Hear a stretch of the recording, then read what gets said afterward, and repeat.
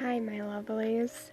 I'm sorry for the very long wait in between all of my different videos. I promise I'm definitely going to get a lot better with that. I kind of have a cold right now, but that's okay. I just wanted to let you guys know I am active.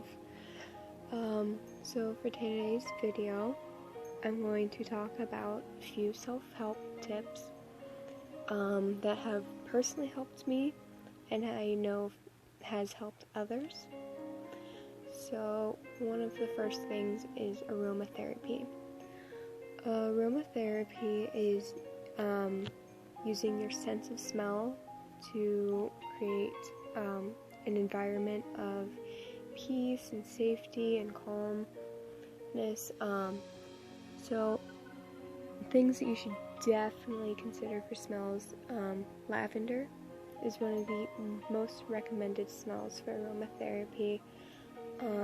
Anything that you find very calming, for me I find sandalwood, rose, most flowers actually, and most flowers will be recommended.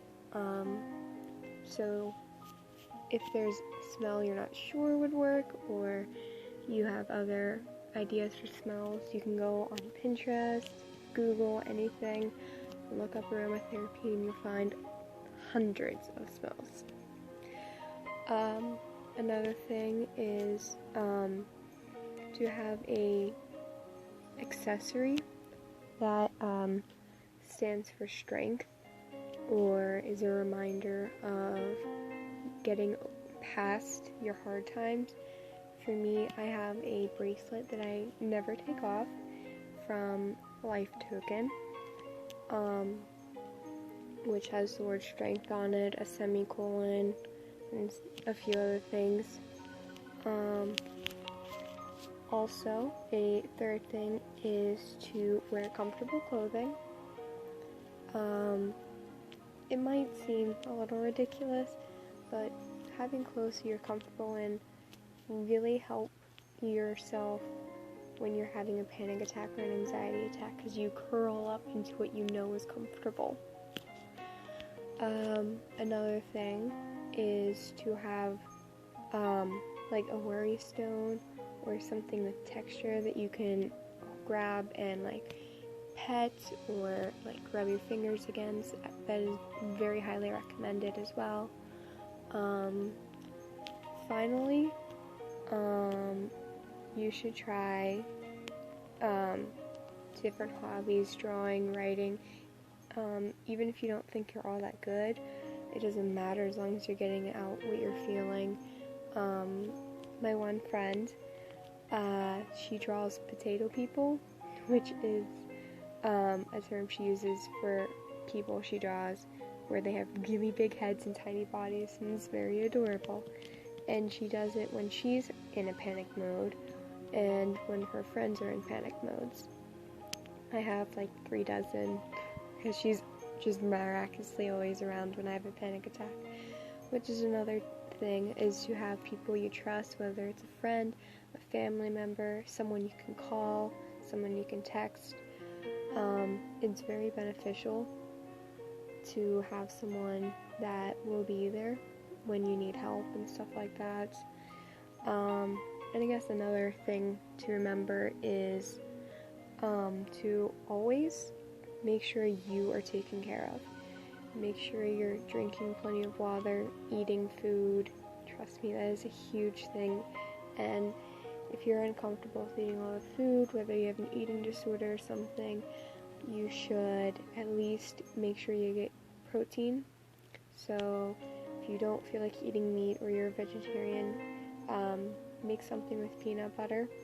If you're allergic to peanuts or tree nuts and everything, there are other supplements. Some tofu, most tofu is made with protein and everything, so you can definitely try that.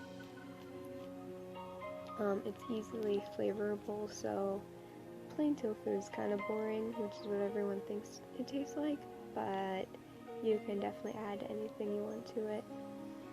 If you're uncomfortable with eating or you don't have a good time frame for your eating, I recommend eating smaller meals more frequently throughout the day than 3 large meals. And your most important meal is breakfast, because it's what gives you the most energy throughout the day. And it will also help when you have anxiety or panic attacks. Even when you're depressed, it will help alleviate your serotonin and everything. So it's definitely a really big thing to eat. Protein, orange juice, vitamin D is pretty important. No, just make sure you're eating and drinking plenty of water. There's always something you do to change the taste of water. Juice is really good. Just always have something on hand for drinking and eating. I always carry a packet of crackers. Even though it's pretty basic, it's really beneficial and useful. Also, try sweets, mainly chocolate. I know a lot of people don't like dark chocolate, but dark chocolate is actually very beneficial and healthy. So dark chocolate or milk chocolate. White chocolate has no benefits at all. But chocolate is actually used for panic and anxiety and depression. So I definitely recommend having some type of chocolate around. Make sure you take your pills and find some type of system for making sure you do take them every day. For me, I have 30 or 31 tallies on my pill bottles, and I cross them out each day I take them, and if it's not crossed out, then I know that I didn't take them. And they don't tell you this, but as long as you take them within an hour of your usual time, it won't have any real effect. And if you miss them or skip them, as long as you get them within 24 hours, they are still going to be active. They're just not going to be as strong, and you won't have to start from the usual 25 milligrams and build back up to your full 100s if you're taking pills where you did have to build up. I always carry a perfume with me, or cologne or something, so I always have something to smell. My bracelet. Just carry around a journal. I always found that that's very beneficial, because even if it's stupid, writing it will be very amazing. Doodling, drawing, taking photos, actually, I find to be very helpful as well, because you're stopping in the moment and capturing it. Which, another thing is stopping in the moment and pulling back.